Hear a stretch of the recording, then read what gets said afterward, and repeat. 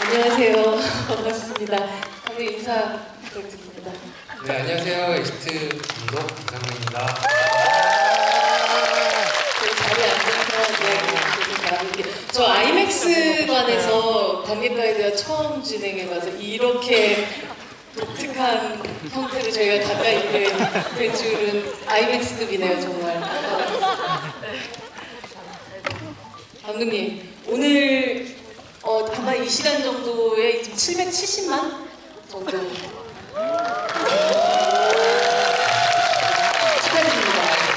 제가 감독님 그 개봉 전날 뵀었는데 그때의 어떤 불안함과 떨림 같은 것들이 지금의 어떤 여유 같은 걸로 좀 느껴지기도 하는데 지금 어떤 마음이신지 먼저. 근데 뭐 숫자는 거짓말을 하지 않으니까요. 거기서 주는 그 어떤 안정감이랄까 뭐 그런 게 이제 저한테 이제 투영이 되니까 좀 이제 좀 진짜구나 라는 게 좀 느껴지기도 했고요. 근데 부자같이 보여요 오늘. 오늘 미용실 다녀왔습니다. 오늘 여러분들하고 또 굉장히 가깝게 또 이야기 계속 나눠볼 거고요. 저랑 또 간단한 또 질문과 답들 오간 다음에 여러분들 질문 주시면 그 재난 탈출 키트와 또 여러분들 보셨듯이 배우들의 의상 있잖아요. 스봉, 쓰리본트. 6개 남았는데 네. 특별 제작된 진짜 쓰레기본트 여러분들 문화 씨와 또 조정석 배우님께서 다 입으셨던 그 스봉을 여러분들에게 드리는 기회를 갖도록 하겠습니다. 아마 뭐 이 작품을 통해 가지고 충무로에 되게 상근직이 되실 것 같은 이상희 감독님. 아무래도 이 작품을 또 관객분들한테 선보이고 또 그리고 이제 700만 거의 800만에 가까운 관객들을 만났을 때 여러 이야기들을 또 듣게 됐을 것 같아요. 그 반응들 중에서 가장 인상 깊고 내가 정말 바래왔고 혹은 아니면 그 기대 이상이었던 어떤 반응이 있었던 어떤 것이었나요? 일단은 뭐 제가 예전에도 말씀드렸었는데 주변 지인분들은 워낙 네가 만든 영화 같다? 라는 말씀을 해주셔서 그게 좀 반가웠고 그 다음에 제가 뭐 사실 저 누나가 좀 인터넷 같은 걸 잘해서 누나가 인터넷을 네, 잘해서 정보를 되게 많이 떠서 저한테 막 알려주는데 그런 것도 많이 보면은 뭔가 한국적 정서 K-패치라고 하더라고요. 그런 것들이 너무 잘 돼 있어서 공감대를 많이 불러일으킨다.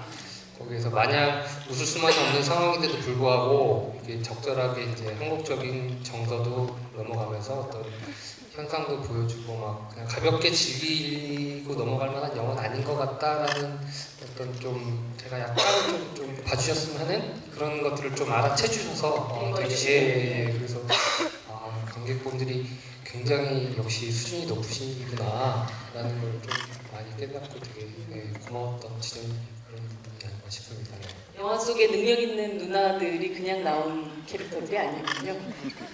그렇죠. 아무래도 제가 계속적으로 말씀드렸다시피 저도 이제 창작자가 아무래도 주변에 있는 소재나 어떤 것들에서 경험해서 모든 것들이 다 우러나기 때문에 저도 아무래도 제일 가까운 가족들에서 좀 그런 것들이 많이 투영되지 않았나 싶네요. 네. 오늘 여러분들 아이맥스 버전으로 보셨는데 감독님이 특히나 이 아이맥스 상영이 끝난 이후에 관객과의 대화를 꼭 했으면 좋겠다라고 이제 원하셨다고 얘기를 들었어요. 네, 일단 용산 아이맥스라는 좀 약간 뭔가 이게 딱 오는 상징적이죠. 그런 의미도 좀 있고 그다음에 저희가 죄송합니다. 그 아이맥스를 변환을 하면서 어쨌든 세 번째 한국 영화 아이맥스라는 타이틀이 붙었는데 되게 좀 사실 과정이 좀 쉽지는 않았어요. 근데 이 화면이 좀 더 일반판보다는 좀 밝기도 밝고 화면도 좋고 일단 사운드 면에서 너무 좋다고 생각했기 때문에 좀 더 좋은 퀄리티에서 좀 보시면 더 좋으실 것 같아서 네네. 여러분들도 비교해서 보신 분들도 계시죠? 네. 저도 원래 한번 보고 지난 1월에 한번 다시 여기 사관에서 한번 보고 오늘 보는데 다 아는 내용인데도 불구하고 아이맥스로 보니까 긴장감이라는 게 더 사는 느낌 같은 게 들었던 것 같아요. 네, 저도 예전에 테스트 새벽에 야근할 때도 보고 확실히 마냥 큰 화면이 주는 어떤 몰입감보다 아이맥스 이러면서 볼 때 약간 저도 뭐 고소공포증이나 이런 게 있는 거 아님에도 불구하고 되게 약간 쫄리는 맛이랄까? 이런 쫄리는 것도 맛? 이런 게 굉장히 많이 들더라고요. 그래서 수백 번을 본 영화인데도 어느 점에서 되게 괜찮네? 라는 느낌을 좀 받았어요. 아 여유로워요. 정말 이 영화를 보기 전과 보고 난 후를 생각을 해보면 도심에 있는 모든 것들이 잡을 수 있는 것과 잡을 수 없는 것들로 막 구분돼서 보이기 시작한 이상한 병에 걸리는 저 최근에도 어딜까 보면서 저건 잡고 올라가면 되겠다 이런 생각이 들더라고요. 네, 감독님 어떠셨겠어요 당연히? 저도 팬아트라고 하시는 것들 많이 봤는데 보통 그 뒤에는 나 말고 조종석 약간 이런 게 붙더라고요. 네, 근데 저도 이제 시나리오 쓸 때부터 아무래도 주변 돌아다니면서 저걸 어떻게 잡을까 막 이런 식으로 저도 생각을 하면서 좀 많이 썼었는데 그런 것들을 지금 관객 여러분들께서 그래도 탈출 루트 파이널을 좀 하시는 거 보면서 이제 어느 정도 그래도 좀 많이 봐주셨구나 라는 걸 좀 깨닫게 되죠. 네. 개인적으로 진짜 로프 매듭법을 좀 배우거나 아니면 카라비너 이런 거라도 하나 들고 다니겠다는 생각이 들더라고요. 그래서 사실 이 영화를 보시고 나서 많은 분들이 그냥 단지 영화를 떠나서 우리가 일상생활에 어떤 재난이 닥쳤을 때 간단하게라도 어떤 것들을 해야 된다라는 그런 아주 교육적인 영화라는 이야기들을 굉장히 많이 하시는 걸 봤었어요. 영화 속에서 보면 뭔가 그 선풍기 앞에서 이게 좀 털어낸다라든지 아니면 그 점자 블록 같은 그런 것들이라든지 사용법 같은 것들에 대한 생각들을 원래 우리 일상생활에 잘 안 하고 있는데 영화 속에서 처음 보면 지진이 우리 동네에서 안 일어나서 다행이야 라고 정도 얘기하던 것이 사실 모든 사람한테 재난이 일어난다는 것을 또 이 영화를 통해서 볼 수가 있잖아요. 감독님도 이제 영화를 쓰실 때 또 이 시나리오를 쓰실 때부터 이런 부분에 대한 교육적 효과도 조금 의도하신 분들도 있으셨나요? 근데 이렇게까지 일목요연하게 정리를 해주신 분이 계시더라고요. 근데 이렇게까지 정리해 주시니까 제가 세상 내가 이런 걸 약간 뭐랄까 홍시라서 홍시 맛이 난다. 약간 이런 느낌. 절대미가. 근데 제가 평소에도 약간 그런 공감 하실 때 있잖아요. 한강날에 이제 버스 타고 올 때 이게 만약 추락을 하면 창문 깨고 점프해서 들어와서 수영을 해서 올라올 것이다. 모든 사람들이 하지 않아요. 그런가? 엘리베이터 추락하면 떨어질 때 점프를 하겠다. 라는 이상한 생각을 하잖아요. 이를테면 그런 생각을 저도 좀 하면서 이제 주변에 있는 재난방지, 비상용품, 구호용품들이 많더라고요. 그래서 그런 것들 좀 눈여겨봤던 게 그래도 좀 각인이 됐던 게 그나마 좀 뭔가 쓸 때 좀 요긴하게 쓰이지 않았나 싶습니다. 나가셔서 스님 연봉 쳐보시는 분들도 있을 거예요. 근데 진짜 저 쳐봤거든요. 연차별 연봉 이런 거 뜨더라고요. 아마 철봉신으로 시작되는 이 영화의 오프닝은 가장 효율적으로 용남이라는 캐릭터가 어떤 사람인지를 확실히 보여주는 그런 장면이었던 것 같아요. 조정석 씨가 무려 대학 때 신체 훈련 동아리 프라나 출신. 저는 그거 몰랐는데 일단 제가 처음에 뵀을 때 이제 철봉 우리가 풀업을 몇 개 하냐고 여쭤봤을 때 전반기 때 25개 이상 하신다고. 근데 저는 한 개도 못 하거든요. 태어나서 한 개도 못 해서 중력이 저를 계속 당겨서. 근데 이제 그거가 형제도 사실 쉽지가 않은데 정통으로 하는 거는. 근데 이제 그거를 되게 잘 하신다고 들어서 되게 몸에 대해서 되게 훈련이 많이 된 배우구나 이런 생각도 들어서 그거를 되게 잘 찍을 수 있었던 것 같아요. 그래도 본인도 식단조절도 하면서 되게 열심히 연습하셔가지고. 실제로 보통 막 대역을 많이 쓰거나 하는 경우들이 많은데 거의 여러분들이 보셨다시피 아주 특수한 몇 컷들만을 제외하고 거의 조정석 씨가 연기를 하셨던. 네, 그러니까 정말 특수한 이렇게 기사에도 났지만 정말 어려운 제주돌림 같은 정도의 느낌 대역을 하셨고요. 정석 씨 얼굴이 나오는 거는 다 직접 하셨고, 이제 너무 이제 고난이도에 대해서는 이제 어느 정도 이제 와이어에 살짝 도움이 있는 정도, 그 정도를 했죠. 그 진격의 철봉남이라고 여기서 별명인데 실제 했던 분이시고 사실 실제 이 현장에도 함께 하셨다고 들었어요. 제가 예전에 그 진격의 철봉남편 세상에 이런 일이에서 나오시는 걸 보고 되게 진지하게 철봉에 임하시는 모습을 보고 이제 어떻게 보면 되게 이상하게 보일 수도 있는데 본인이 개발하신 어떤 그 재주도 있고 하셔가지고 메모에 써놨어요. 언젠가 저분에 대한 얘기를 좀 하면 좋겠다. 근데 이제 군대를 가셨더라고요. 그 뒤에 군대를 가시고 제가 뭔가 철봉에 대한 그 소재로서 이 영화에 넣으려고 했을 때 그분이 생각이 나서 어떻게든 찾으려고 하다 보니까 딱 찾게 되더라고요. 그래서 그분을 직접 모신 게 되게 영광이었죠. 그리고 그분이 저 재주는 사실 저분밖에 할 수가 없는 재주라. 네. 조정석 씨 말에 따르면 정말 현장에서 너무너무 진지해서 네네네, 되게 진지하신 캐릭터라서 약간 좀 농담이 안 들어가는 성격이라고 뭐 하시더라고요. 약간 이런 식으로 괜찮습니다. 약간 힘들지 않으세요? 그럼? 아닙니다. 이런 느낌의 캐릭터가 되게 재밌으신 열정 가득하신 네. 후반부가 이 의주와의 달리기라면 초반부의 긴장감을 가져가는 건 이 결국은 컨벤션 홀의 벽타기일 텐데 벽을 오르는 그 장면일 텐데 이 외부 구조, 벽면의 디자인을 어떻게 할 건가에 대해서 많이 고민을 하셨을 것 같아요. 이게 뭐 너무 계단식으로 쉽게 올라갈 수 있는 거여도 안 되고 그렇다고 이게 너무 불가능해 보여도 안 되고 결국은 건물 외벽 디자인을 하셨어야 되는 상황이었을 텐데 일단은 큰 그림으로서는 우리가 많이 봐왔던 되게 이상야릇하고 약간 레트로한 느낌의 어떤 컨벤션물들 이게 왜 동네 적에 있나 싶은 그렇죠. 네. 그런 것들에 동네에도 뜸뜸이 있었기 때문에 저는 좀 낯설지는 않았어요. 근데 저런 것들이 이제 어쨌든 그 약간 신전 같은 느낌의 어떤 그런 틈이라든지 이런 것들이 뭔가 되게 자연스럽게 연결될 수도 있을 것 같고 용남이가 뭔가 그 여정을 거쳐갈 때도 되게 도움이 될 것 같은 느낌에 일단은 그런 컨셉을 먼저 정한 다음에 이제 디테일들은 이제 클라이밍 선생님, 미술 감독님과 함께 어떤 식으로 미술 그림적인 면과 실제적인 면을 융합시킬 수 있을 것인가에 대해서 되게 많은 회의를 거쳐서 이렇게 탄생하게 된 겁니다. 뭐 기술적인 부분들 그리고 어떻게 넘어가면 되는지에 대한 부분도 있지만 실질적으로 아주 드라마틱한 부분이 사자상이라는 생각을 했거든요. 이 라이언 빌딩? 네네. 네, 라이언 빌딩. 감독님 그 항상 시나리오 쓰면서 퇴근하시거나 출근하실 때 그 동네에 그런 게 있었다고. 제가 이 시나리오를 거의 대부분 쓴 그 카페가 하나 있는데 그 카페에서 저희 집으로 가는 여정 중에 되게 작은 빌딩에 요만한 사자상이 하나 있었어요. 딱 요만한. 정말 요만해요? 네, 진짜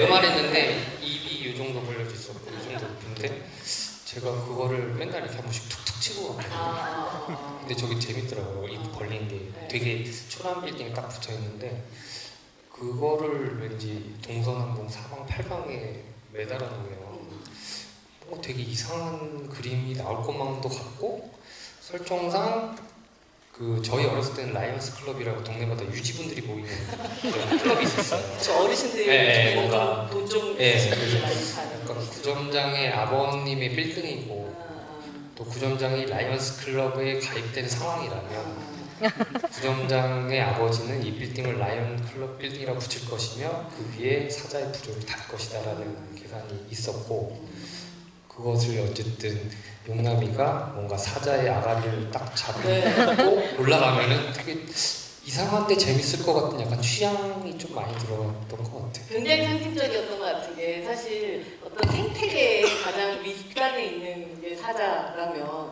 실제적으로 이 인간의 생태계 안에서 가장 밑단에 있는 게 지금 사실 용남의 상태인데 여기서 사자의 딱 머리를 잡고 거기 안 잡혀먹고 올라갈 때 그 쾌감이라는 게 굉장하다는 생각이 들었어요. 네, 그런 이제 열린 해석을 격하게 환영하는데 제가 거기까지 생각을 못했다는 게 참 안타까워요. 혹시 맛이 나니까 그냥 혹시 네, 그런 거죠. 네. 직관이. 직관이죠. 네. 이 엑시트의 아이디어는 2012년 정도부터 시작이 됐다고 들었어요. 2013년도에 뭐 상도 받으시고 했던 이 결혼 피로연이라는 작품에서부터 좀 블로업이 된 작품이 바로 엑시트인데요. 어떤 차이가 있나요? 그 13년 버전과 지금 19년 버전에. 결혼 필요는 제가 이제 13년도에 그 기획개발 지원을 받은 작품인데 그때는 좀 저예산으로 어쨌든 타개해보자.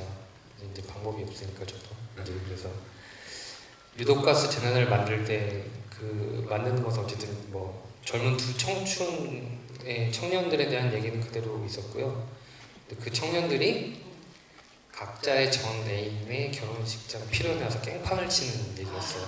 진상이네요. 네, 이제 근데 그 둘이 어쨌든 그 가라오케 아니면 뭐 그런 결혼 필요한장 어떤 그런 것에 남겨져서 어쨌든 뭔가 청춘에 대한 어떤 얘기를 좀 할 수 있겠다. 저예산으로. 그래서 가스를 밖에 깔면 아무것도 안 보이겠지? 예산이 줄어들 것이다 라는 생각을 했었던 거죠. 그래서 거기서 이제 좀 생각을 발전시키다가 어쨌든 대중영화로서 좀 더 개발을 하고 또 전 세대를 아울 수 있으려면 어쨌든 상업적으로 고의연이라든지 아니면 뭐 보여지는 것들에 대한 어떤 확장성이 더 필요했기 때문에 이제 저희 제작사와 들어가면서 이제 기획개발 과정을 거치면서 지금의 이제 엑시트라는 아주 다행스럽게 이제 결혼 표현이 아닌 엑시트가 된 네, 그런 과정이 좀 있었죠. 몇 년간. 네. 사실 지금까지 많은 재난 영화를 저희는 뭐 어릴 때부터 헐리우드 영화, 뭐 한국 영화 많이 보아왔는데 여러모로 새로운 재난 영화라는 생각이 많이 들어요. 엑시트라는 작품. 시나리오 쓰시면서 이것만큼은 하지 말자, 이 길로는 절대로 접어들지 말자라고 스스로 만드신 원칙 같은 게 있으세요?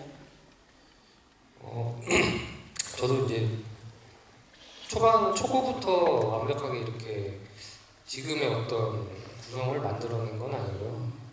처음에는 뭐 기존의 어떤 익숙했던 방식의 플롯에서 재난영화로서 끌어가고자 했던 지점의 버전도 있었고 되게 많은 버전이 있어요. 근데 이제 그 안에서 이제 정작 우리가 그리고 제가 신인 감독으로서 인생에 한 번뿐인 데뷔작을 만들려고 할 때 정말 납득하거나 아니면 저조차 좀 기억에 남을 만한 작품 만들고 싶다라고 했을 때 남들과 똑같은 길을 가지 않겠다라고 선언을 하는 거가 아니라 그래도 조금 제가 할 수 있는 면을 좀 부각시켜 보자에 좀 접근을 하려고 좀 노력을 많이 했기 때문에 그런 면들이 어떻게 보면 표면적으로 뭐 나와 있는 뭐 코드를 타워 아니면 뭐 답답한 어떤 캐릭터 그리고 뭐 저는 사실 신파가 되게 나쁘다고 생각하지는 않는데 이제 과잉된 어떤 감정의 주입이라든지 이런 면에서는 좀 과감하게 걷어내보자라는 거에 좀 주안점을 많이 뒀죠. 네. 어머니를 얻는다는 건 어떤 의미인가요? 그거야말로 사실 한국적 정서에 좀 많이 가장 기대되는데 이 영화 어떻게 보면 굉장히 신파라고도 할 수 있겠지만 사실 저는 제가 사실 어머니를 업어드린 적은 없는데 저희 어머니가 사실 이번에는 고2이세요. 그래서 엄청난 공연이 네. 예상됩니다 지금. 사실 아니 5월달에 이미 치렀고 아, 진짜요? 네, 그때 업어드리진 않고 이제 밥값을 냈습니다. 그런 업어드린다는 거, 그러니까 어머니뿐만 아니라 비단 누구 부모님을 업어드린다는 것 자체가 이때까지 뭐 감사의 어떤 한국적 방식으로 업감받게 된다는 것 자체가 어떤 유의적인 어떤 그리고 그걸 떠나서 되게 그냥 뭔가 고맙다라는 걸 표현하는 한국적인 방식의 하나가 아닐까라고 생각을 했거든요. 한국 사람들이 사실 뭐 자기 전에 굿나잇 키스나 뭐 알러뷰 하지는 않잖아요. 그래서 그런 것들에 이제 한국적인 공감대, 저도 언젠가 한번 업어드리고 싶다라는 어떤 작은 바람 정도가 아니었나 싶습니다. 천만 이후에 업으신. 근데 지금 굳이 안 업어드려도 이미 네, 너무 좋아하셔가지고 네. 이 스타라이브 톡 때 감독님께서 이 주인공들의 이름의 여러 가지 해석들, 의미들 같은 것들도 얘기를 해주시기도 했어요. 근데 그냥 만들어진 이름, 그냥 만들어진 대사가 하나도 없는 영화라는 생각이 드는 게 또 참 긴 시간 동안 하나하나 되게 꼼꼼하게 관객들이 알아주든 아니든 혼자 이렇게 만들어냈다는 느낌이 드는 부분들이 되게 많았던 것 같아요. 특히 이곳에 아주 주요한 배경으로 등장하는 구름 정원의 이름은 정말 구름이 깔리는 아주 정원이 된 되게 독특하고 아주 아이러니한 그런 그런 이름이었던 것 같아요. 이 이름은 어떻게 짓게 되셨나요? 그것도 약간 직관이 좀 들어가 있는데요.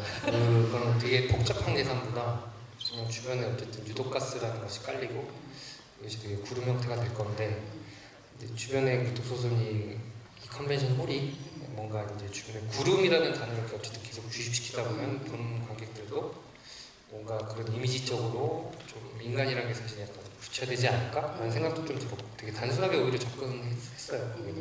구름 같은 형태의 어떤 것들이 가득한 그런 그림이 있을 것이다라고 생각해서 구름 정원으로 선택을 했고 그렇게 되면 이제 방 이름이 뭐 라일락, 로즈, 뭐 라벤더 이런 식으로 가게 되는데 그것도 되게 직관적으로 하게 했고 제가 또 의견이 꽃말에 대해서 네네. 말씀하시던데 라일락은 첫사랑 그걸 제가 울릴까 하다가 원래 의도했다. 이렇게. 네, 도저히 그 양심이 찔려서 거기까지 알아볼 걸 생각이 좀 들어서 아쉽네요. 다음에는 좀 더 집요하게 더 파볼 거라서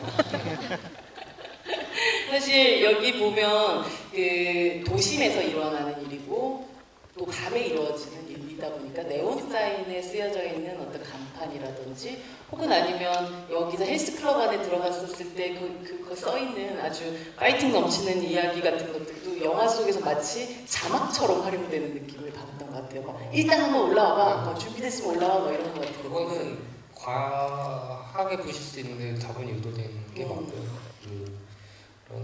그러니까 뭐 일종의 어떤 전단지 정도나 이런 것들 중에서는 미술 감독님이랑 미술팀으로 저랑 회의를 하면서 방탈출 카페라는 네 그런 거는 다 회의를 통해서 들어간 거고 근데 뭐 이제 되게 간단한 것들까지 이제 케어하기는 힘들고 어느 정도 이제 너무 이제 거기까지 이제 집요하게 못 만든 것도 있는데 이제 굵직굵직하게 지금 뭐 얘기해 주시는 것들 뭐 이제 올라갈 테니 올라가 아니면 뭐 유교에 뭐 써있는 35년 동안 뭐 수고했어요. 이런 건 사실 용남의 나이라고 또 생각하시는 분도 계시는데 그 육교의 나이라고 설정을 했었고요. 뭔가 사라져가는 것에 대한 어떤 지역 주민의 고마움을 담은 메시지라고 생각해서 육교의 그 나이라고 설정을 했고 그다음에 뭐 이제 보이는 것들 중에서는 아무래도 이제 미술팀의 아이디어도 많고 저도 이런 게 들어갔으면 좋겠다. 그리고 뭐 예를 들면 뭐 CNC 미술하고 뭐 무슨 뭐 이런 것들은 이제 못 찍은 것도 있고요. 그 안에 이제 시실 뭐 이제 뭐 이런 것들은 이제 저희가 소스를 찍다 보니까 이제 주변의 환경들이 그대로 노출된 경우도 많기 때문에 그런 부분에는 이제 걔는 뭐 어떤 뭐 해석을 굳이 안 하셔도 되는 부분도 많아요, 사실. 방송국 이름도 되게 CBA 방송국은 네. 저는 CBA를 그렇게 저는 시바라고 읽는데 제가 감독님 직접 얘기해 주세요. 저는 시바라고 읽었고 그냥 ABC 방송 할까 하다가 CBA를 거꾸로 집었다고 그냥 시바라고 읽었습니다. 네. 그것도 어쨌든 그 어떤 브로드캐스팅 시스템의 약자가 어떻게 들어가게 만들어는 놨는데 그 영화상 크게 중요한 건 아니니까. 그러게요. 씨 있는 수박 당도 500% 이런 씨 있는 수박을 굳이 이렇게 그거는 어쨌든 미술팀의 독특한 아이디어도 많았고요. 네, 씨 없는 수박보다는 씨 있는 수박이 재밌지 않나요? 이 문제의 모든 시작이 되는 앤서학이라는 그거는 뭐 얘기가 사실 많이 없으셔서 이거를 많이 타지는 않으시는 사실 아무리 찾아도 답이 없는 인생들에서 답이 있다고 얘기하는 그런 요거는 사실 그 관객 여러분들이 굳이 포커싱하지 않아도 저도 되는 부분이라 저도 그냥 어쨌든 영화에 진행돼서 그냥 이 사건이 왜 일어나는지 그냥 확 넘어가는 부분이 있잖아요. 네. 근데 초반에 어떤 버전에서는 사실 이 Y 앤서 케미스트리라는 게 이제 시발점이 됐었고 이제 양이로라는 사람과 앤서하게 이제 어떤 서대한 회장이라는 사람 S로 시작되는 사람이 둘이 뭐 합작을 해서 하다가 찢어져서 이런 사건이 발생했다. 구체적인 좀 스토리가 있었어요. 그래서 사실은 why, 왜, 앤서 어떤 대답에 대한 것을 조금 이것이 왜 일어났고 그것에 대한 해답을 알려주는 것이라는 어떤 수미를 좀 만들어주고 싶어서 그렇게 했었는데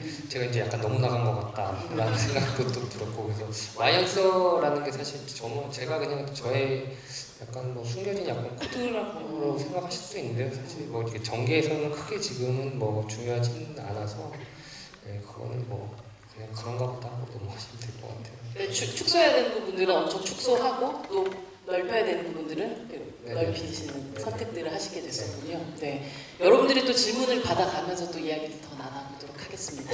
네, 가운데 먼저 제일 먼저 손 드신 것 같아요. 네. 마이크가 가도록 하겠습니다. 여기 두 번째 줄 가운데 계신 분이십니다. 네.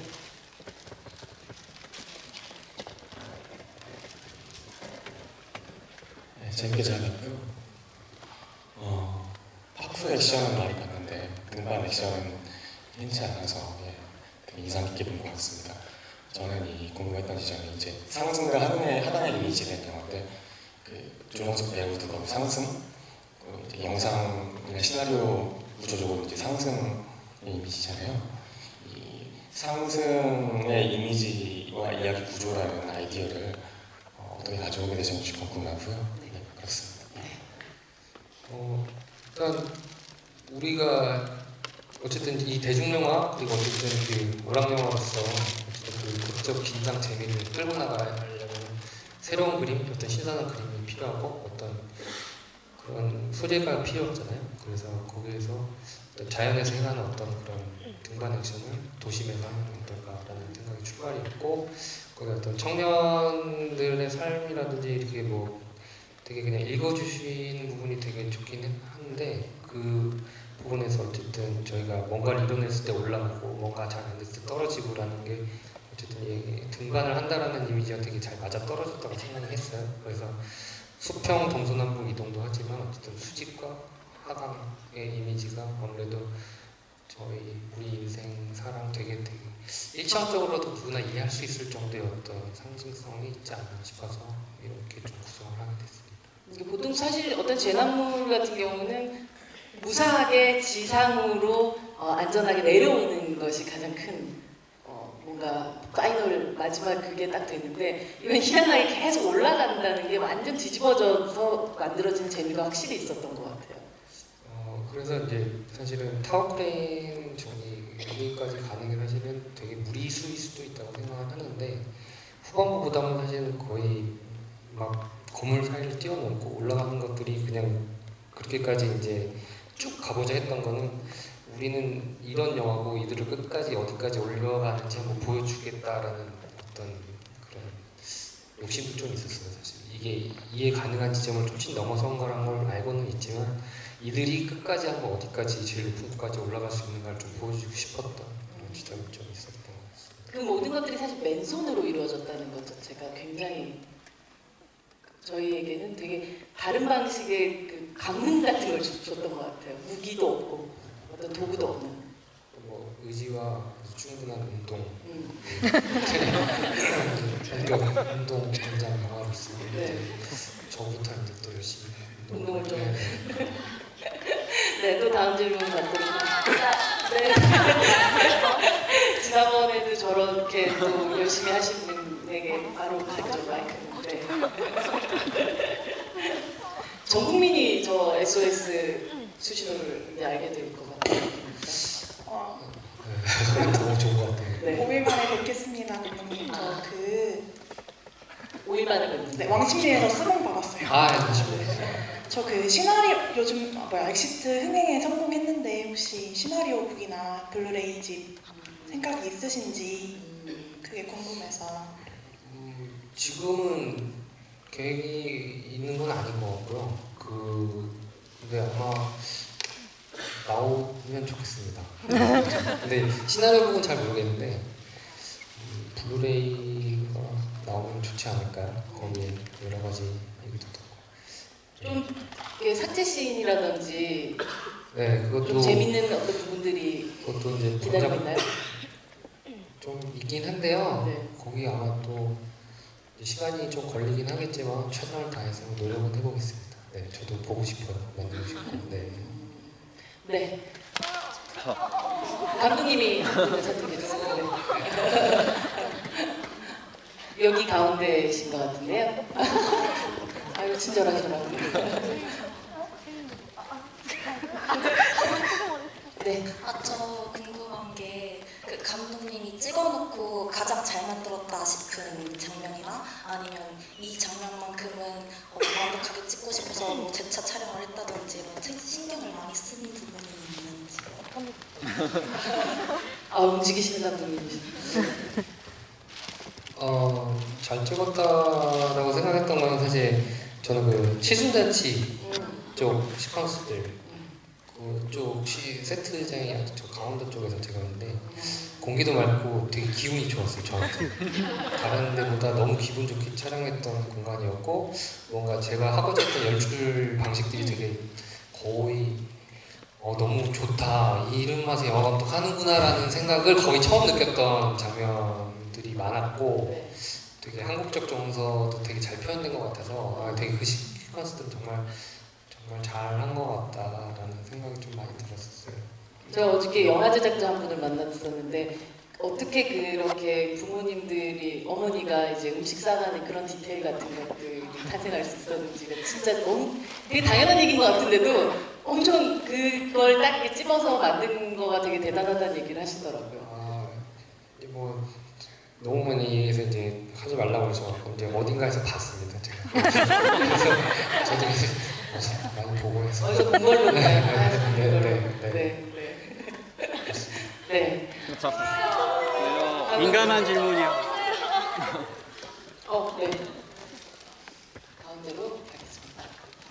네, 이제 저쪽으로 한번 할게요. 제가. 좀 죄송한 질문. 네. 왜 죄송할까요? 두 가지거든요. 질문 하나만 그래요? 네. 아까 MCN에서 많은 유튜버들이 중간에 중계하는 장면이 있었어요. 그래서 그게 이제 시나리오 작업을 꽤 오래 하신 것 같은데 실제 이제 CJ가 어떤 중요한 투자를 받고 그래서 그 후시 쪽에서 마지막에 인서트된 장면이 아닐까. 그래서 혹시 처음부터 그걸 고려하고 어떤 미디어나 아니면 일반인들로 인해서 소식이 전달되는 걸 처음부터 그 스토리에서 갖고 가신 건지 아니면 그게 어떤 여러 사람들이 좋으니까 영화에 관련된 여러분들이 좋은 쪽으로 좀 이렇게 하신 건지 좀 죄송한 질문을 드립니다. 죄송한 질문은 아니고요. 원 시나리오에는 분명히 들어있지는 않은 부분인데 이제 드론으로 전 국민이 이들의 생방송을 지켜본다라는 설정 하에서 이제 후반 편집을 하는 과정에서 스트리머들의 어떤 요새의 어떤 시장성 어떤 인플루언서들의 어떤 모습에서 분명히 꼭 들어가면 좋겠다는 제 의지가 있었고요. 저도 어떤 소위 이제는 서브컬처라고 할 수도 없는 되게 전방위적으로 모든 연령대들이 보는 방송이고 저도 즐겨보기 때문에 이런 것들이 어쨌든 현 시대상을 좀 보여줄 수 있을 것 같다라는 게 분명히 있었어요. 그러니까 말씀하신 것처럼 어떤 외압이라든지 어떤 시장 경제의 어떤 자본주의적 방식으로서 접근법보다 서사에 분명히 도움이 될 거라고 생각해서 제가 우기고 좀 섭외를 해서 부탁을 드렸던 부분이기 때문에 그렇게 봐주시면 좋을 것 같습니다. 그러게요. 드론도 그렇고 SNS라든지 이런 설정은 2013년도, 2012년도라면 이렇게까지 적극적으로 쓰여지기는 좀 어려웠겠죠. 그죠. 그때 당시에는 거의 TV 정도의 어떤 매체밖에 나오지 않았으니까요. 시나리오상에서. 네. 드론 형제의 의상이 되게 웨스 앤더슨 감독에 대한 오마주가 아닐까라는 생각이 들기도 했었는데 어떠셨어요? 그거 예리하시네요. 그게 사실은 스티브 지수. 네, 맞습니다. 네. 스티브 지수 해저행에서 너무 재밌게 본 작품이라 네. 그 작품의 어떤 그런 느낌들을 좀 살리고 싶다. 그래서 사실 영화 보시다 보면은 그런 것들이 좀 있습니다. 그래서 그러니까요. 정말 네, 사소한 거 네, 하나까지 네. 다 막 그 드론 브라더스 그막 네. 이 명찰 같은 뭐라 그러지? 수 같은 것들도 저 다 이제 하나 패치도 네, 사실 그 드론도 이름이 있어요. 막내라고.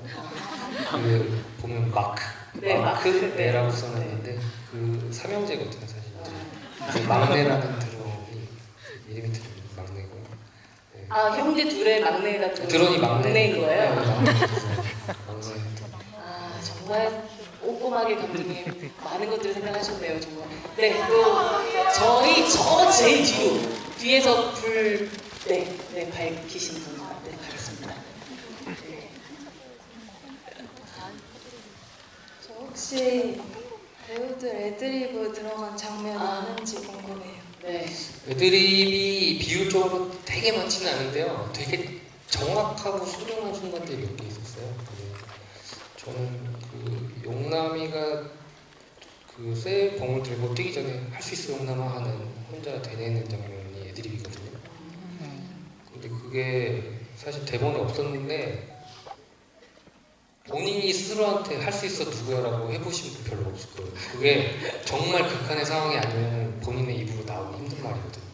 저도 저한테 할 수 있어 사는 거나 이게 근데요 진짜 온몸에 닭살이 돋고 근데 본인이 거의 진짜 정말로 절대적으로 어떤 위기 순간이 오지 않는 한 그게 나올 수 없는 말인데 아무리 연기라고 하지만 그 순간에 어떤 용남이 마음이 너무 잘 들어간 것 같아서 되게 특별한 데서 아닌 것 같고 어떻게 보면 되게 뻔한 것 같을 수도 있는데 거기에 대한 절실함, 진지함 이런 것들 저는 되게 많이 느껴져서 되게 좋은 대사다, 되게 좋은 지점이다라고 생각을 했어요. 그 부분은 진짜.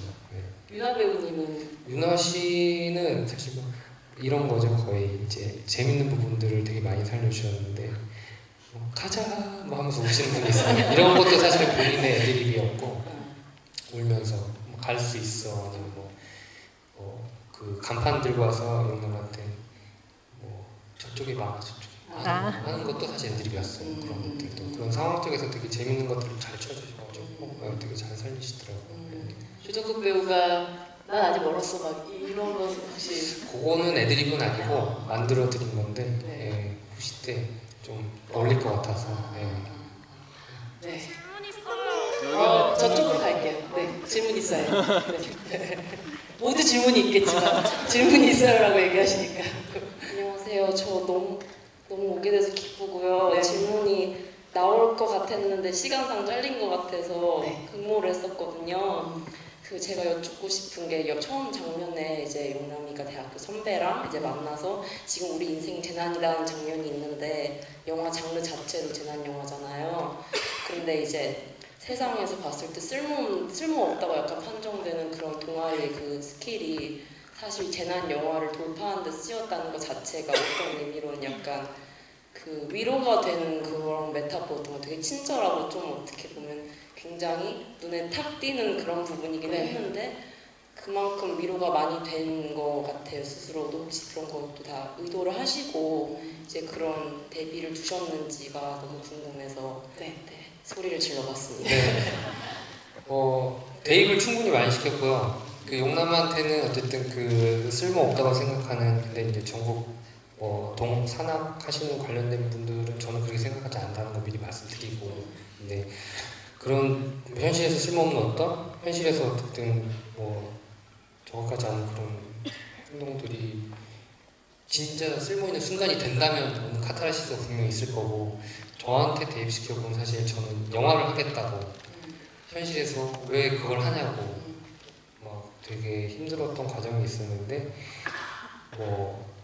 지금 이 순간이니까 이렇게 약간 제가 거만한 말씀드리는 건 아니고요. 그냥 제 필살기는 사실 이거였어요. 그냥 제가 어쨌든 저는 앉아서 글을 쓰고 영화 되기 위해서 노력을 할 수밖에 없었던 과정이니까 용남한테 어떤 그런 필살기가 있었다면 저는 그냥 열심히 글을 썼던 뭔가를 좀 해내겠다 하는 그런 영화에 대한 계속 썼던 그런 게 제 필살기고 용남이가 점프를 했던 지점에 저도 이제 영화를 만드는 그런 지점의 어떤 감정이 좀 통하지 않았나 그거를 위해서 저도 용남한테 대입해서 좀 열심히 썼던 게 있는 것 같고 네.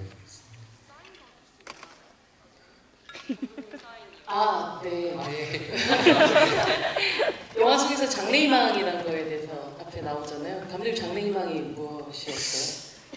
저는 저는 국민학교 세대인데 국민학교 때 초등학교 때부터 드라마라든지 라디오라든지 이런 거 만들고 싶어 했던 건 확실히 있었던 것 같아요. 근데 대학 들어와서 영화 감독이 되겠다라고 한 지가 이제 20년이 딱 됐거든요. 그래서 이제 장래가 이미 지난 것 같은데 이제 그래도 이렇으니까 이제 그러게요. 용남은 사실 5년 정도잖아요. 이게 어떻게 보면 직업을 구하고자 했던 그 시간들이.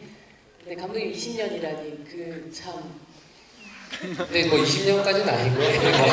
학생 생활을 보내고 뭔가 이제 공부했던 시절이 이제 10년이 있었다면 이제 칼을 갈던 시간이 이제 좀 몇 년, 10년 가까운 시간이 있었던 것뿐이지. 이제 그때 이제 정신 안 놓고 했던 게 이제 제가 지금 이 자리에 그래도 여러분들 앞에 이렇게 앉아 있는 거 아닌가. 근데 정신을 안 놓는 게 진짜 중요한 것 같아요. 근데 저는 정신은 잘 안 났어요. 진짜. 언젠가 되지 않을까? 네. 유나 소장님. 네. 제 이름을 주시면 이쪽으로 가도록 하겠습니다. 한번 또 갈게요. 네. 여기로 갈게요. 이쪽 먼저 하고 그럼 여기로 갈게요. 네. 여기인데? 죄송합니다. 네, 여기 가겠습니다. 출연만 너무 축하드리고요. 또 별별만 이제 네, 봤는데 저는 이제 아까 조정석 배우님의 씬들이 가장 좀 인상이 깊었거든요. 그래서 영화 촬영 제작 기간 동안에 조정석 배우님께서 그걸 훈련하기 위해서 몇 개월의 투자를 했는지 그런 거 좀 궁금했어요. 그렇죠. 네. 그러니까 그 기본적으로 배우분들이 연기하실 때 기본적으로 태가 나와야 된다고 생각해요. 태가 망가지면 보시는 분들, 처음 보시는 분은 아니면 익숙하신 그 클라이밍 관련된 분들이 몰입이 깨질 거라고 생각해서 정말 자세 잡는 걸 되게 중요하게 생각했어요. 그래서 그 촬영 들어가기 한 3개월 정도 전부터 그 체력 훈련을 이미 체력이 다 완성 거의 좋으신 분들이라 체력 훈련보다는 그 자세 잡는 거 위주로 많이 연습을 했고요. 김자배 선수가 개인 교습하면서 되게 로프 묶는 법, 로프가 그러니까 눈 감고도 좀 약간 익숙하게 묶는 법까지 제가 해달라고 좀 부탁을 드렸었거든요. 그래서 거기에서도 이제 되게 열심히 해주셨고, 그다음에 이제 클라이밍 과정도 이제 직접 점프 막 욕심 내시고 막 이제 다이노라고 하거든요. 이렇게 올라가서 붙잡는 거. 네. 그런 것까지 직접 해보신다고 막 열심히 연습해보시고, 그래서 3개월 반 정도 연습 되게 열심히 하셨던 것 같아요.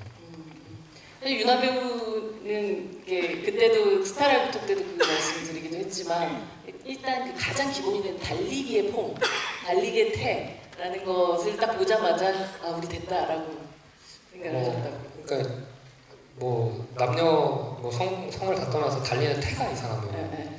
정말 이상할 것 같더라고요. 이게 뭐 진짜 이상하게 달리시는 분들 많잖아요. 이거는 감독님 잘 달리세요? 아니요, 저는 막 잘 넘어져서 정말 잘 달리시는 폼이 필요한데 육상 선수 같은 느낌보다 되게 처절하면서도 그냥 근데 진짜 막 이상하게 뛰지만 않으면 되겠다 생각했는데 생각보다 되게 잘 뛰시는 거예요. 폼이 길쭉길쭉하셔서 그런지. 그래서 이거는 됐다. 뛰는 것만 사실 연습하는데 되게 오래 걸리신다고 하는데 무술 감독님도 그거 된 것 같다고. 정말 그 후반부의 옥상들을 쭉 이어서 달리는 그 장면들은 두 사람의 달리기로만 모든 것들이 이루어져 있잖아요. 거의 무슨 슈퍼마리오 같이 막 그런 느낌인데 그 순간에 그 긴장감을 만들어내는 거는 정말 이 두 배우들의 악착 같은 그냥 악 같은 거였던 것 같아요. 네, 진짜 사실은 건물과 건물 사이가 얼마나 넓은지도 모르고 멀지도 모르고 그런 거 다 무시하고 그냥 이들이 어떻게 달리냐 최소한의 어떤 개연성만 가지고 좀 달려보자라는 어떤 질주에서 저희는 런 구간이라고 불렀는데 런 구간? 네, 저희 그 시퀀스를 런 구간이라고 불렀어요. 근데 그 구간을 어떻게든 그 감정에 더 몰입시켜서 이 구간의 비현실성을 넘길 수 있을까에 대해 좀 더 치중을 했고 이 두 사람한테 어떻게 몰입되는 순간 다른 것들은 중요하지 않을 것이다 라는 게 분명히 있었기 때문에 그 부분은 되게 공을 많이 들였던 것 같아요. 이제 배우들의 대사도 있지만 이 하는 그런 호흡 같은 게 너무 진심으로 나오는 것 같은 느낌이 드는 순간 되게 많았어요. 그렇죠. 거의 진심으로 많이 하셨고 진심이었고 사실 되게 뭐 잔부상도 많았고 네. 정말 막 지쳐 쓰러지기 일보 직전까지도 많이 뛰셨고 그런 부분들이 온전히 사실 그 사운드에 좀 많이 더 담겼고 그런 부분들이 좀 잘 표현이 되지 않았나 싶습니다. 네. 이제 아까 저쪽으로 갈 뻔하다가 못 갔죠. 네, 그쪽 갈게요. 네.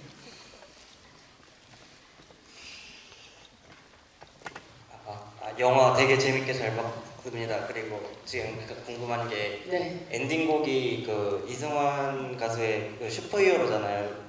노래도 좀 오래 10년 전 노래인가 그런데 기억나? 네, 오래된 노래죠. 네, 그 곡을 엔딩곡으로 한 이유가 좀 궁금해서요. 네. 감사합니다. 제 목소리 듣고 사촌 동생.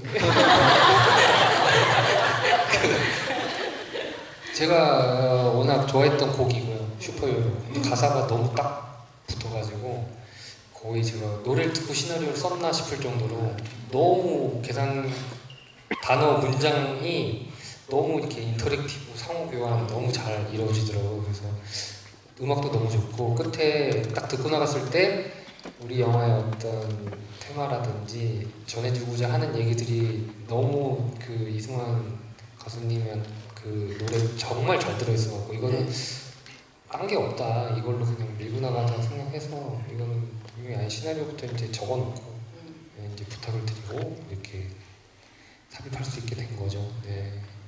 엔딩 크레딧을 약간 만화적으로 우리가 흔히 마블 영화 봤었을 때 많이 나올 것 같은 그런 터치 같은 걸 좀 보여주기도 하잖아요. 그거는 그냥 큰 뜻보다 어쨌든 우리 영화가 되게 진지하고 막 엄청난 개연성과 막 이렇게 가는 것보다는 끝나고 났을 때 진지한 재난 영화에서보다는 조금 더 팬시한 느낌으로 조금 더 기분 홀가분하게 나가셨으면 좋겠다. 그리고 제작사 어떤 특유의 어떤 시그니처가 이제 될지도 모르니까 그 베테랑이라는 그 네. 작품이 있었고 외유내강이라는 제작사에서 만든 거기에 이제 일종의 뭐 시그니처화 될 수도 있지 않을까라는 얘기도 있었고 그게 되게 좋은 아이디어이기도 하고 되게 어쨌든 우리 영화의 톤이랑 좀 맞겠다 만화 같은 어떤 느낌들이 그래서 이제 그런 식으로 표현을 하게 됐죠. 네. 만화 같은 느낌도 있지만 실제로 정보도 담고 있는 게 타워 크레인에 오르기까지의 그 중간 과정을 사실 영화에서는 보여주지 않았는데 그 만화 같은 그 엔딩 크레딧에는 살짝 그 과정들이 보여진다. 네네. 네. 조금만 앞으로 배치했으면 더 많은 분들이 보시지 않았을까 하는 아쉬움을 조금 지금은 잡는데 여러분들 다 발견하셨죠? 네. 이제 이건 불이 안 켜지니까 이제 그 부분은 어쨌든 저희가 편집을 여러 방식으로 많이 해봤는데 어쨌든 살짝 덜 친절하더라도 그런 방식이 뒤에 부모님이랑 용남 의주한테 좀 더 감정이 더 와닿을 것 같다라는 계산이 충분히 들어가는 지점이라고 좀 생각해 주시면 좋을 것 같고 혹시라도 다음에 또 주변에 보시는 분들이 계시다면 끝까지 좀 음악이 좋으니 끝까지 한번 들어보면 좋겠다라고 좀 추천해 주셨으면 좋겠어요. 네. 또 네, 아까 여기 네 여기 갑니다. 제가 기억하고 있었어요. 네. 이 영화 너무 좋았고 제가 궁금한 게 숨을 쉬세요. 의주는 카라비너 하나를 남겨놨는데 용남이는 집에 보면은 클라이밍 용품 여러 개가 있잖아요. 이걸 보고 의주는 울지 마세요. 미련을 버린 건지 아니면 용남이는 미련이 남아갖고 그 클라이밍 도구들을 남겨둔 건지 궁금합니다. 네. 그 두 가지 큰 게 있는데요. 용남이는 집이고요. 그렇죠. 의주는 그걸 다 갖고 못 다니잖아요. 의주 집에도 있을 것 같아요. 저는 분명히 있을 거라고 생각하고 장비들 뭐 하네스라든지 신발이라든지 다 있을 거라고 생각하고 용남이는 취직을 못했잖아요. 그래서 분명히 집에 있을 거고 근데 설정상 용남이는 클라이밍을 계속 하진 않았어요. 취직 될 때까지 클라이밍을 하지 않겠다라는 대사가 있었어요. 그래서 되게 오랫동안 그 장을 잘 열지 않았던 거고 그 장 보면은 되게 막 메달 뭐도 있고 되게 불도 막 LED 장에 불 들어오는 거 네, LED로 자기가 이렇게 설정해갖고 네. 되게 이제 되게 찬란했던 시절의 어떤 자기 보물공간 같은 느낌으로 좀 설정한 것들이 있고요. 혹시 궁금하실까봐 그냥 이건 제가 어차피 이런 자리가 이제 없을 것 같아서 엄청 궁금해요, 감독님. 네. 용남 뭐 나이라든지 이런 것 좀 궁금하시는 분들 계신 것 같아서 용남 생일이 제 설정상은 2월 29일이에요. 2월 29일에 4살 차라고 생각하시면 돼요. 왜냐면 제가 연도까지 안 알려드려도 아실 것 같아요. 그래야지 맞추시는 재미가 있을 것 같아서 우리 우주는 6월 19일로 설정했었고요. 쓰고 계세요 지금. 네, 그런 둘의 나이 차와 그 생일이 설정이 돼 있다라고 생각을 하시면 될 것 같아요. 네. 감독님 이번에. 저는 거의 한 60번 보는 네, 가나요? 네, 갑니다. 네, 감독님 그 예전의 GV에서 그러니까 옷 설정도 되게 꼼꼼히 하셨었는데 뭐 카라비너의 파인딩이라는 각인이 있던가 용수가 입은 옷이 마이크 모양이면 근데 그때 용민이의 넥타이를 잘 보라고 하셨는데 오늘 보이니까 보이는데 혹시 그 카라비너 모양인지 용민이는 저 톰 크루즈처럼 뭐 하면서 클립을 막 만지잖아요. 근데 용남이에 대한 믿음이 끝까지 있었던 건 아니라서 그 클립을 갖고 있었다고 생각을 해요. 그래서 용남이 넥타이에 그 클립을 꽂아서 보관을 했는데 약간 이런 식인 거죠. 이런 식으로 가지고 다녔던 거 설명을 해드려야 될 것 같아서 제가. 네. 그런 식이라고 생각을 하시면 될 것 같고 의상 쪽에 아직 발견 못 하신 게 몇 개 있는데 이게 뭐 중요할까 생각을 하는데 이게 안 나와서 오늘 사실은 중요한 건 크게 아닌데 유독가스 불자동차가 돌진할 때 그 가스통 운전사의 모자를 보시면 서바이브라고 써 있어요. 그분은 생존을 시키거든요. 그래서 생존을 시키기 위해서 서바이브라는 그 모자에다 서바이브라는 단어를 넣었었고, 그러니까 일종의 좀 사람들을 많이 죽이고 싶지 않다라는 어떤 느낌으로 서바이브라고 모자에다가 박아놨었고, 그 다음에 뭐 기백 같은 경우는 뭐 아시다시피 과거는 패스트, 현재는 프레젠트, 그리고 기백의 방이 지금 편집에서 좀 많이 잘려나가는데 기백이 용남가수를 응원하면서 보낼 때 입고 있던 옷에 런이라고 써있었어요. 런이라고 써있었고 뭐 그런 정도의 부분들 옷으로 좀 장난을 좀 많이 치려고 했었는데 누가 알까 했는데 어떻게 다 아쉬워가지고 되게 다음부터 되게 꼼꼼하게 잘해야겠다. 되게 뿌듯하셨을 것 같아요. 뿌듯한데 이거 사실 촬영할 때 보면은 뭐 어디 명함꽂이 같은 저희 회사 명함도 막 있고 이러거든요. 근데 이걸 누가 봐? 막 저희 조감독도 이거 빼야 되는 거 아니에요? 누가 봐? 막 이랬는데 그걸 막 다 밝혀내시고 이래갖고 요즘 관객분들이 보통 분들이 아니시니까요. 되게 꼼꼼하게 앞으로는 진짜 치열하게 막 집요하게 다 해야겠다. 막 이런 생각. 근데 제가 몇 개 적었었는데. 네, 감독님 다 읽어주세요.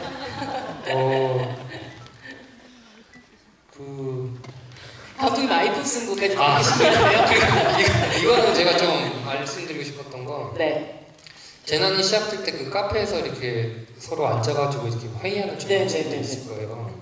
사실은 저는 조가제의 재난으로부터 시작된 어떤 조가제 느낌으로 좀 했던 건데 그 남자친구와 여자 둘한테 막 설명을 하다가 밖에서 재난이 벌어지는 상황을 좀 그렇게 식으로 풀이를 했는데 좀 너무 설명이 부족했다. 흡연실을 굳이 또 보이시는 그거는 담배를 피지 말자라는 정도의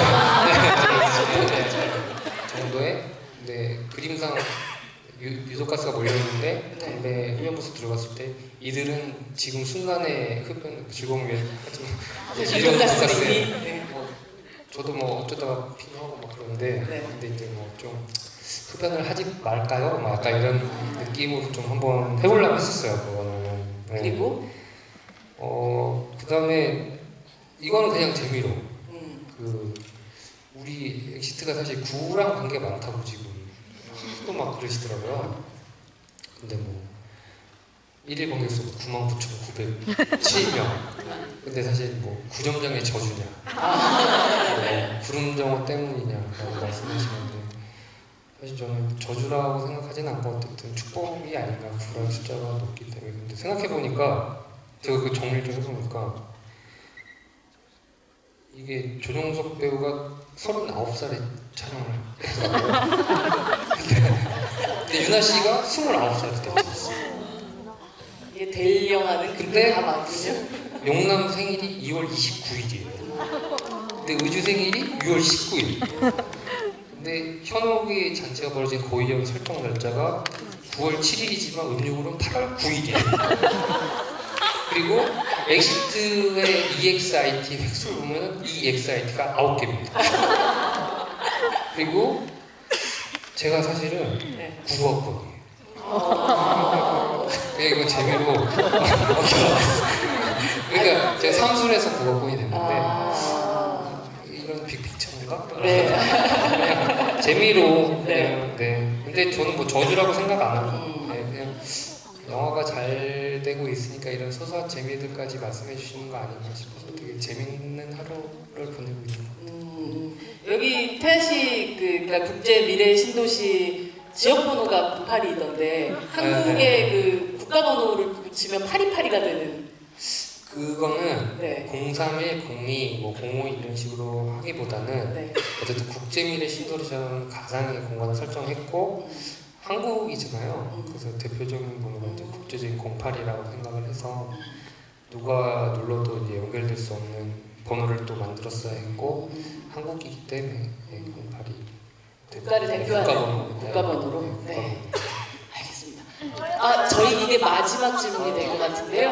감독님이 좋은 악역을 당해서 네, 감독님이 선택이셨어요. 핑크목에 눈이 갈 수밖에 없어요. 그렇죠. 네. 감독님 제가 무대 인사를 진짜 40번을 갔는데 쓰레기 봉투를 한 번도 못 받아가지고 오늘도 왔습니다. 와. 일단 엑시트가 평에 보면 어른에 대한 판타지 영화라는 말이 있을 정도로 인물들이 되게 정의롭고 올바르다는 평이 많은데 네. 그리고 감독님도 본인이 이제 그 용남이를 많이 닮았다고 말씀을 하셨잖아요. 그래서 감독님의 차기작이 더 궁금한데 앞으로의 차기작 계획이 뭐 기자회견 같아요. 감사합니다. 되게 좀 오랜 시간이 걸려서 데뷔를 하게 됐는데 이제 다음 작품은 좀 단축을 많이 시키고 싶고요. 이제 그게 목적이었군요. 쓰레기를 한 번도 못 받았잖아요. 지금 40번 오셨는데. 저는 그걸 받기 위한 일종의 다리 같은 열심히 준비를 해서 이제 여기 사실 저희 관계자 제작자님들도 계시는데 좋은 얘기하고 이제 제가 잘할 수 있는 게 뭔지 이제 뭐 전 작품에 대해서 이제 미흡했던 건 뭔지 좀 더 다져서 이제 뭐 빨리빨리 해야지라기보다는 좋은 작품 딱딱 내서 이런 자리도 좀 더 많이 가졌으면 좋겠고 여러분들이 또 재밌어하실 만한 공감하실 만한 그런 영화를 좀 만들고 싶어서 이제 뭐를 어떤 식으로 개발할까 그런 도에 지금 단계를 하고 있습니다. 살짝 힌트도 없나요? 뭔가 여러 일단은 가지 얘기들이 있겠지만 네. 제목을 세 글자로 하려고 합니다. 그게 좀 맞는 것 같아서. 베테랑 베를린 엑시트 다 잘 됐으니까 뭐 배 뭐로 할까? 세 글자. 네, 뭐 세 글자로 하는 게 좋지 않을까 하는데 어떻게 우겨넣어서 해볼까 세 글자로. 장르적으로 사실 이런 어떤 액션물이라든지 코미디라든지 이런 장르를 좀 계속 더 가져가시고 싶으신 마음이 있으세요? 아니면? 그거는 얘기에 어떤 글을 담느냐 다른 것 같아요. 내용이 있는데 그걸 어떤 글에서 담느냐는 좀 다른 지점이 더 이 글을 담는 게 더 예쁘다 생각하면 거기 담을 것 같고요. 아니면은 뭐 이제 다른 식으로 좀 접근해보고 이제 거기에 대해서는 아직 정확하게 정해진 건 없고 제 취향도 뭐 액션, 뭐 멜로, 스릴러 이런 식으로 딱 정해진 게 아니라서 근데 이제 다만 이제 뭐 되게 잔인한 거 이런 건 잘 모르고 못해서 어쨌든 그렇다고 제가 무슨 디즈니로 뭐 하고 싶은 건 아니고 어쨌든 한국 영화니까 그 안에서 좀 재밌게 좀 표현할 수 있는 게 뭘까를 좀 고민 많이 하겠습니다. 사실 올해 여름에 이 영화가 이토록 재미를 보장하면서도 동시에 누구도 해치지 않는 이런 무해한 영화라는 점이 너무너무 반가웠던 그런 영화였던 것 같아요. 오락 영화를 누군가를 괴롭히지 않고 혹은 누군가 악인을 만들지 않고도 이렇게 즐길 수 있구나라는 걸 느끼게 해줬던 영화가 엑시트라서 감독님과 함께 또 이 영화를 올해 2019년 여름에 함께 또 즐길 수 있어서 너무 즐거웠고 감사하다는 말씀도 드리고 싶고요. 네, 마지막으로 아마도 엑시트 물론 뭐 또 이런 시간이 올 수도 있겠지만 그래도 감독님 관객분들에게 마지막 인사를 부탁드립니다. 사실 공식적으로는 제 모든 프로모션과 관객 여러분 만나는 게 마지막. 우시는 거 아니죠? 아니 약간 눈물이 좀 촉촉하셔가지고 제가 그러니까 하다가 제가 외면 연기를 너무 잘해서 좀 관계자분도 계시고요. 어쨌든 저 사실 이 안에 저희 친척도 몇 분 계시고 오이연에도 오셨던 분들이시죠? 예, 저 사촌 동생도 친구도 계시고 어딘가에 앉아 계시는데, 저희 일단 관객 여러분이 이제 좀 그래도 수고스럽게 오셔갖고 이렇게 영화를 보시러 오셨지만 이제 덤으로 저까지 보게 되신 건데 너무 감사하고 진짜 사실 저도 제 돈 내고 영화 본다는 게 어떤 선택과 그런 금전적인 게 되게 중요하다는 건 알고 있는데 또 뭐 재밌게 보셨든 재미없게 보셨든 선택해 주신 것만으로도 너무 감사드리고 일단 좀 보셨다는 것만으로도 진짜 너무 좋아요. 그러니까 이후에 어떤 평가를 내려주실지 이런 걸 다 떠나서 사실 제가 지금 무슨 말하고 있는지 모르겠어요.